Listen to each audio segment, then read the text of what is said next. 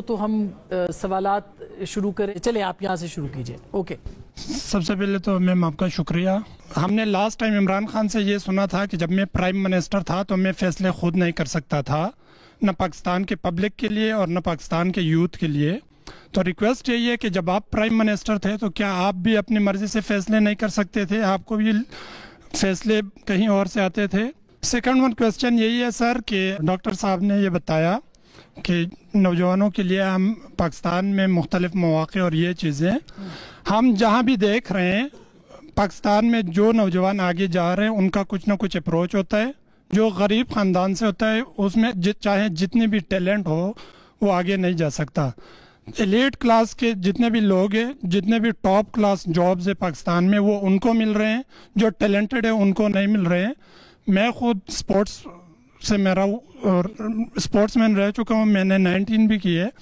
کہنے کا مطلب یہی ہے کہ بابر اعظم کی آپ نے اگزامپل تھی. بابر اعظم سے پہلے پشاور کا ایک پلیئر تھا رفعت اللہ مومن، اس کی اسٹرائک ریٹ تھی 52+. وہ انٹرنیشنل میں صرف ایک ہی میچ کھیل چکا ہے. تو کہنے کا مطلب یہی ہے کہ یہاں پہ جسٹ ایلیٹ کلاس کے لیے جابز ہے، لوور کلاس اور مڈل کلاس کے لیے کوئی جابز نہیں ہے. بہت شکریہ. یہ سوال بھائی صاحب آپ بھی دیجیے گا اور آپ بھی جواب دیجیے گا. پہلے بھائی صاحب آپ کے سوال کہ آپ فیصلے خود کرتے تھے یا آپ کے اوپر فیصلے آپ کو واٹس ایپ ہوتے تھے؟ نہیں، مجھے کوئی واٹس ایپ نہیں ہے. اچھا، میں نے جو فیصلہ کیا خود کیا، مجھے کوئی ایسی شکایت نہیں ہے. اچھا. اور اگر کسی وزیر اعظم کو ہوتی ہے تو اس کا بڑا آسان حل ہے، ایک استعفیٰ لکھیں اور گھر چلے جائیں.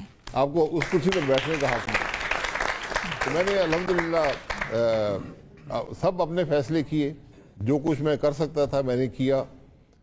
تو مجھے کوئی ایسی شکایت نہیں اور کسی کو ہونی بھی نہیں چاہیے. اور میرٹ کی جو بات تھی، کیونکہ آپ ظاہرہ بطور وزیر اعظم نظام آپ کے ہاتھ میں تھا، سسٹم کو آپ ڈکٹیٹ کر رہے تھے، تو اس وقت بھی کیوں میرٹ کے اوپر کیوں اس کو پریفرنس کتنی ملی آپ کے دور میں؟ دیکھیں، میرٹ آپ حکومت کی سطح پہ کنٹرول کر سکتے ہیں نا، ورنہ پرائیویٹ سیکٹر تو میرٹ پہ ہی لیتا ہے. جو آدمی کام جانتا ہے اسی کو نوکری ملتی ہے. تو آپ کی حکومت جتنی نوکریاں دے سکتی ہے اتنی دے پائے گی، اور حکومت کی نوکری بھی آپ کی جیب سے پیسہ جا رہا ہوتا ہے. اس لیے آپ نے پرائیویٹ سیکٹر کو بلڈ کرنا ہے، آپ نے معیشت کو بلڈ کرنا ہے. اس لیے میں نے آپ کو پہلے کہا کہ یہ سب چیزیں جڑی ہیں. اگر ہم آئین کو نہیں مانیں گے، آئین پر عمل نہیں کریں گے تو سیاست نہیں ہوگی، نظام نہیں ہوگا، معیشت نہیں بڑھے گی تو روزگار نہیں ملے گا. یہ بات ہمیں سمجھنی پڑے گی. اب حکومت کی جو نوکریاں ہیں اس میں کوئی شبہ نہیں کہ حکومت کی نوکریاں سفارش پہ بیچی جاتی ہیں، یہ معاملات ہیں اور یہ بد سے بدتر ہوتے جا رہے ہیں. اور اس کے آپ اثر دیکھ لیں کہ آج جو حکومت میں لوگ کام کر رہے ہیں ان کی کیپیسٹی کیا ہے، ان کی صلاحیت ہی نہیں ہے اور حکومت بھی نہیں چل رہی. بالکل. اچھا جی آپ سوال پوچھیں. جمشید علی بیسکلی فرام گلگت بلتستان. میرا کوشچن ہے farmer minister prime minister of Pakistan Khaqan Abbasi صاحب سے کہ سب سے پہلے گلگت بلتستان کو عبوری آئینی صوبے کے نام پہ ہر گورنمنٹ مطلب ان کو ٹرک کی بھرتی کے پیچھے لگایا ہوا ہے، لیکن گلگت بلتستان کو عبوری آئینی صوبہ نہیں دی جاتی. جب بات پیٹریوٹزم کی آتی ہے، محب وطن کی آتی ہے، تو گلگت بلتستان کے لوگ سب سے زیادہ محب وطن پاکستانی ہے. لیکن یہ ہوتا ہے کہ گلگت بلتستان کے کوئی بھی شخص یا کوئی بھی اسٹوڈنٹ جب اٹھ کے اپنے حقوق کے رائٹ کی بات کرتا ہے تو اس کو مطلب کہتا ہے کہ یہ اگینسٹ اسٹیٹ جاتا ہے یا یہ اسٹیٹ کے خلاف ہے. تو اس کے اوپر آپ پرائم منسٹر پاکستان بھی بیٹھے ہیں، تو سرتار عزیز صاحب کی جو کمیشن سربراہی میں ایک وہ بنی تھی عبوری آئینی صوبے کے حوالے سے، اس حوالے سے بھی بتا دیں. Thank you.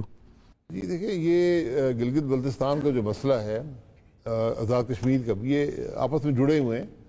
اور ہمارا یہ موقف رہا تھا کہ اگر ہم ایک سٹیٹس دیں گے صوبے کا یا کوئی اور فارمل سٹیٹس دیں گے تو اس کا اثر، جو ہمارا سٹینڈ ہے، جو یو این کی ریزولوشن ہے 48 کی، اس پہ اثر پڑے گا.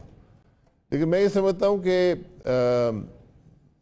اگست 2019 کے بعد جو بھارت نے اپنا آئین بدل کے اور اس کو ضم کر دیا اپنے ملک کے اندر، تو اب ہمیں بھی سوچنا پڑے گا کہ ہم نے گلگت بلتستان اور آزاد کشمیر میں کیا نظام رکھنا ہے اور کیسے رکھنا ہے.